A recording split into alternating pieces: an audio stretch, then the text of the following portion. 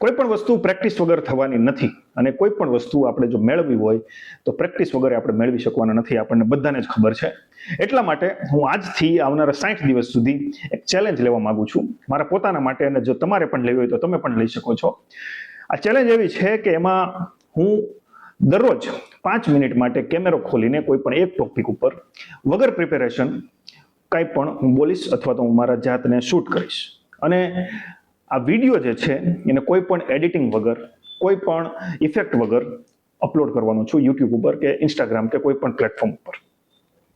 આનો main objective મારો એ છે કે આપણે વારંવાર સાંભળતા હોઈએ છીએ કે પબ્લિક સ્પીકિંગ છે કે કોઈ પણ કેમેરાની સામે શૂટ કરવામાં કોઈ પણ વસ્તુ તમારે કરવી હોય તો તમારે પ્રેક્ટિસ કરવી પડે. અને આપણને ઘણી બધી વખત આ એક જ વસ્તુ નડતી હોય છે, એ છે પ્રેક્ટિસ. તમે ઘણા બધા લોકો મારી જેમ કોન્ટેન્ટ બનાવતા હશો 1 મહિના, 2 મહિના, 6 મહિના કે વર્ષ દિવસથી, પણ ઘણી બધી વખત તમને કેમેરા સામે ફેસ કરવામાં, કેમેરાને ફેસ કરવામાં, એની સામે બોલવામાં ઘણી બધી તકલીફ પડતી હોય. તો એ વસ્તુનું એક જ સોલ્યુશન છે, એ છે પ્રેક્ટિસ, પ્રેક્ટિસની પ્રેક્ટિસ. તો આજથી 60 દિવસ સુધી હું કોઈ પણ એક ટોપિક ઉપર દરરોજ 5 મિનિટ માટે બોલવાનો છું અને કોઈ પણ જાતના એડિટિંગ વગર હું એ વસ્તુ અપલોડ કરી દેવાનો છું. આનાથી થશે શું કે તમારો જે કેમેરા સામેનો ડર છે સૌથી પહેલા તો એ ઓછો થશે. મને પણ ઘણી બધી વાર એવો ફેસ થાય છે અમુક જગ્યા ઉપર, એટલા માટે હું મારી માટે ચેલેન્જ લેવા માંગુ છું. એટલે એ તો ઓવરકમ થશે જ, એની સાથે સાથે તમારે તમારી સ્પીકિંગમાં કેટલા સુધારા કરવા એ પણ તમને જાણવા મળશે. મેઇનલી અહીંયા આપણે જે વિડીયો અપલોડ કરીશું એનો એક મેથડ રાખીએ કે દરરોજની અડધી કલાક એના માટે આપીએ, અને જે કંઈ પણ 5 મિનિટની અંદર આપણે શૂટ કરેલું છે એમાં કેવા ઇમ્પ્રુવમેન્ટ કરવા ડે બાય ડે આપણે જોતા રહીશું. તો વધારે સમય હવે નથી લેવો, અને આજનો ટોપિક, સૌથી પહેલો ટોપિક હું નક્કી કરું છું એ છે કે ઓવર થિંકિંગ. મોટા ભાગના લોકો આપણે કંઈ પણ કામ શરૂ કરતા પહેલા ઓવર થિંકિંગ એટલું બધું કરી નાખીએ છીએ કે એને એકદમ તોડી મરોડીને મૂકી દઈએ છીએ અને આપણે એક સ્ટેપ આગળ વધવાની જરા પર પ્રેરણા નથી લેતા. હવે ઓવર થિંકિંગ શરૂ ક્યાંથી થાય છે એવું જો તમને કહું તો ઓવર થિંકિંગ એ જગ્યાએથી શરૂ થાય જ્યારે તમને કોઈ વસ્તુની અગાઉથી ખબર ના હોય, અથવા તો તમે પરિણામ કોઈ ધારેલું છે એવું પરિણામ નથી આવવાનું, કદાચ તમને એવી શંકા હોય, ત્યારે તમે કોઈ પણ વસ્તુ કરવામાં ઓવર થિંકિંગ કરો છો. તમે એક વસ્તુ નોટિસ કરજો કે જે વસ્તુમાં તમે કોન્ફિડન્ટ હોવ, જે વસ્તુમાં તમારી તૈયારી ચોક્કસ હોય, એ વસ્તુ કરવામાં તમને કોઈ પણ જાતનું ઓવર થિંકિંગ નહીં થાય. ફોર એક્ઝામ્પલ, તમારે કોઈને મળવા જવાનું છે અને તમે લાંબા સમયથી એ વ્યક્તિને ઓળખો છો, તો તમારે XYZ કોઈ પણ કામથી મળવા જવાનું હોય, તમને કોઈ પણ જાતની એન્ઝાયટી ફીલ નહીં થાય, અથવા તો કોઈ પણ જાતનું એવું પ્રેશર ફીલ નહીં થાય કે આ વ્યક્તિને મળીને મારે શું વાત કરવી, એને શું પ્રપોઝ કરવું, એને શું મારે ઓફર કરવું.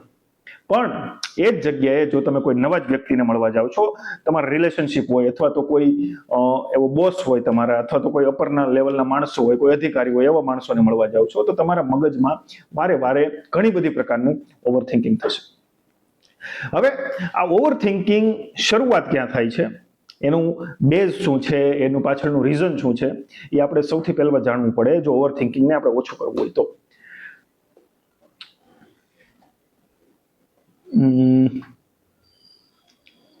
મારા ખ્યાલ પ્રમાણે હું જ્યાં સુધી સમજી શકું છું ત્યાં સુધી ઓવર થિંકિંગ એ આપણી મગજની એક એવી પ્રક્રિયા છે કે જે આપણે હંમેશા માટે વેલિડેશન અથવા તો બધું પરફેક્ટ જ થવું જોઈએ, જે કંઈ પણ થાય એ મારી ધાર્યા પ્રમાણે થવું જોઈએ, આ પ્રકારની આપણી માનસિકતા હોય ને એમાંથી આવતું હોય છે.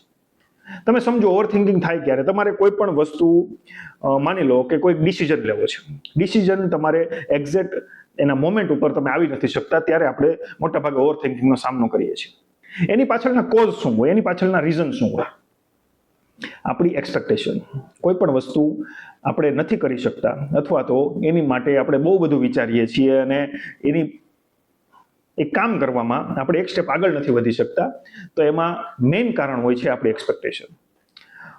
અને એક્સપેક્ટેશન ક્યાંથી આવે છે એ બધું બહુ લાંબા ટાઈમની પ્રોસેસ છે. આપણે જે રીતે ઇવોલ્વ થયા છીએ, આપણી સંપૂર્ણ માનવ જાતિ જે રીતે ઇવોલ્વ થઈ છે, એ અને આપણું જે ઘડતર થયું છે, આપણે જે માહોલમાં મોટા થયા છે, એમાં ઘણી બધી વસ્તુઓ એની અંદર મેટર કરતી હોય છે.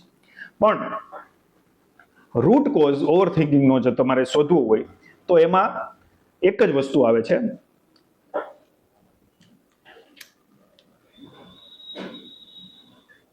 એ ઓલરેડી મેં તમને કીધેલી છે કે એક્સપેક્ટેશન. હવે આ વસ્તુને તમે ઓવરકમ કઈ રીતે કરી શકો, આને ડિટેલમાં ઘણી બધી ડીપમાં ચર્ચા થઈ શકે એમ છે, પણ આપણી પાસે અહીંયા સમય લિમિટેડ છે, એટલા માટે આપણે થોડી બ્રીફમાં ચર્ચા કરીશું કે ઓવર થિંકિંગને ઓવરકમ કરવા માટે one step at a time આપણે આગળ વધી શકીએ.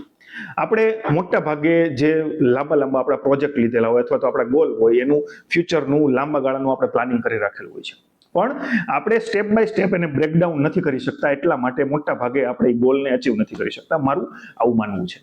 માટે જ્યારે પણ આપણે કોઈ પણ કામ અથવા તો કોઈ પણ ટાસ્ક લઈએ એને ઓવર થિંકિંગ આપણને લાગે છે કે આપણે ઓવર થિંકિંગ કરી રહ્યા છીએ, તો આપણે કશું જ કરવાનું નથી. Just forget the plan. તમે પ્લાન તમારો ભૂલી જાઓ, નહીતર તમે એક સ્ટેપ પણ આગળ નહીં વધી શકો. This is a brutal and most unexpected advice I am giving to you, કે તમે પ્લાનને ભૂલી જાઓ, નહીતર તમે એક પણ સ્ટેપ આગળ નહીં વધી શકો. શું કામ?